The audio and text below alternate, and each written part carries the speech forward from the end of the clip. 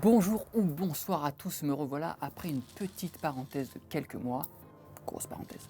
Avec la team de Veracash, nous étions sur le développement de nouveaux formats, Banco, 31 grammes, soyons cash, la préparation et la réalisation de la rencontre annuelle pour les 10 ans de Veracash que vous avez suivi en début d'été, et la série a été mise en stand-by, mais nous revoilà avec une nouvelle idée reçue, il n'y a pas d'or en France.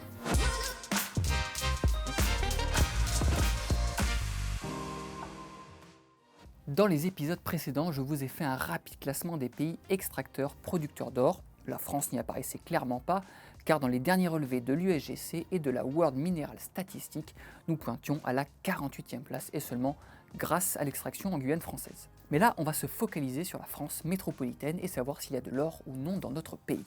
En se plongeant dans l'histoire aurifère en France, on découvre que l'orpaillage commence dès la fin de la préhistoire et connaît son apogée vers la fin de l'Antiquité. Enfin, son apogée, j'extrapole un peu, mais d'après les recherches archéologiques et notamment celle de Béatrice Coué, elle estime qu'il existait plus de 250 000 Gauloises et qu'entre le 6e siècle avant Jésus-Christ jusqu'à l'invasion romaine au 1er siècle, environ 500 ans, près de 70 tonnes d'or ont été produites.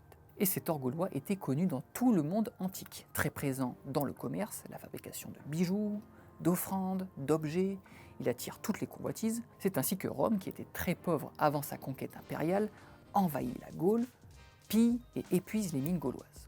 D'après l'écrivain latin Pline, on sait que les Romains, il y a l'esclavage, pas vraiment eux, arrivaient à extraire près de 6 tonnes d'or par an. Ensuite, la fin de l'Antiquité et le début du Moyen-Âge sont marqués par les grandes invasions barbares à travers le continent et vont mettre fin à l'Empire romain en 476. Mais les barbares ne maîtrisent pas du tout les techniques d'extraction de l'or, ils préfèrent le voler et les mines sont peu à peu abandonnées. Durant tout le Moyen-Âge, l'exploitation minière n'existe quasiment pas en Gaule, à part par des mineurs occasionnels. La frappe de pièces d'or continue, mais avec de l'or existant. Le seul or dit neuf de cette longue période provient de l'orpaillage, mais en quantité plutôt faible. Tout s'accélère au XIXe siècle. Napoléon demande la recherche de nouvelles mines, et 1847 marque le début des concessions aurifères avec la mine de Pont-Vieux dans le Puy-de-Dôme. De nombreuses concessions ouvriront par la suite dans le Cantal, en Mayenne, dans les Pyrénées-Orientales et surtout celle de Salsigne dans l'Aude. Salsigne, c'est un petit village qui est situé au pied de la Montagne Noire, à quelques kilomètres au nord de Carcassonne. Ces mines de la Montagne Noire sont fréquentées depuis la préhistoire pour le cuivre. Le fer y a été exploité intensément pendant l'Antiquité et au Moyen-Âge. Mais ce n'est qu'en 1892 qu'on y découvre de l'or, et plus précisément par Marius Esparceuil, un ingénieur architecte de Carcassonne qui exploitait le fer à la base et qui découvrit plusieurs filons d'or sur sa concession. L'exploitation aurifère y commence à partir de 1910, elle s'étend sur plus d'1 kilomètre de long, 600 mètres de large et 400 mètres de profondeur. Elle fut la dernière mine française à fermer ses portes en 2004 à cause de ses méthodes d'extraction extrêmement dangereuses pour l'homme et l'environnement. Après 120 ans d'exploitation, plus de 110 tonnes d'or y ont été extraites. On ferma les mines en France à cause de la baisse du cours de l'or dans les années 90 et de la hausse des coûts de production.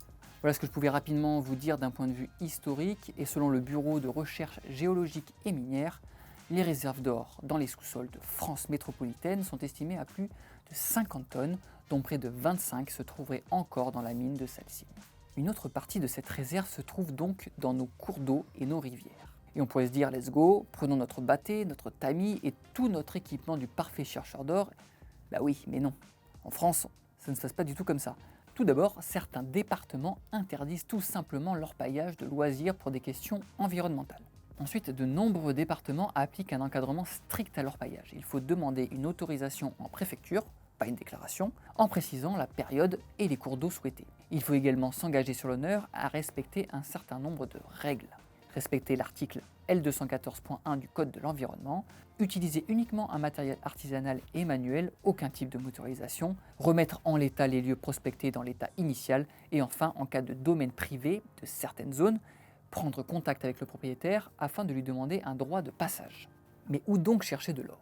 Il existe de nombreux endroits en France où poser son matériel et commencer les recherches. Comme vous le voyez, ils sont principalement situés dans le sud-sud-est de la France. Petite parenthèse géologique pour comprendre le parcours de l'or, pourquoi il est arrivé ici. Comme un peu partout quand on parle de recherche d'or, on doit s'orienter vers des massifs anciens, très anciens, c'est-à-dire des roches qui datent du Paléozoïque, qui ont plus de 200 millions d'années, et qui contiennent du mispickel et de l'arsénopyrite. En clair, la présence de ces deux minerais peuvent indiquer une forte concentration de l'or. Les chaînes de montagne vont subir les éléments à travers les millénaires et finir par s'éroder.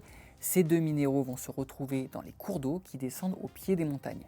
La chaîne des Pyrénées est reconnue pour être un lieu plutôt prolifique en matière de découverte d'or. En exemple, dans les Pyrénées-Orientales, bien que leur paillage de loisirs soit interdit, les cours et les rivières sont de vraies réserves d'or et ont longtemps attiré les orpailleurs de toute l'Europe, raison pour laquelle aujourd'hui, seuls les orpailleurs professionnels y sont autorisés.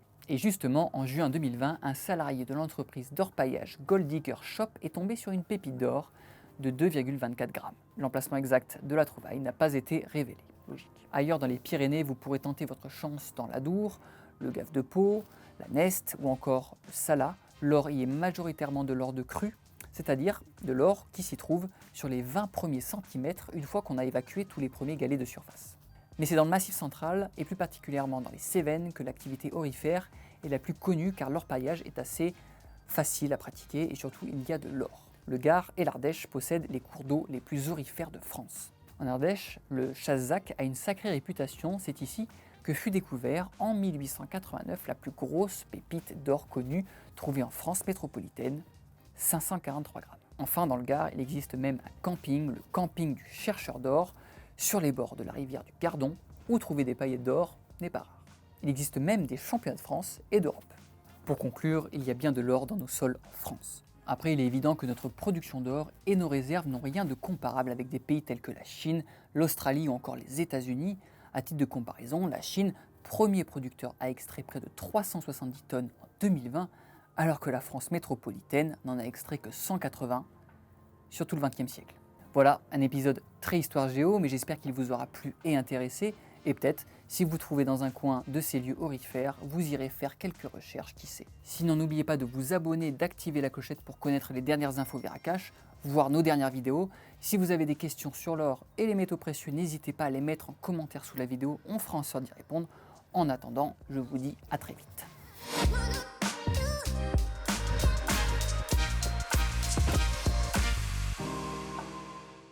Mais ce n'est qu'en 1892 qu'on y découvre de l'or, plus... Oh putain. Mais qu'à moi que ça arrive ce genre de truc, hein.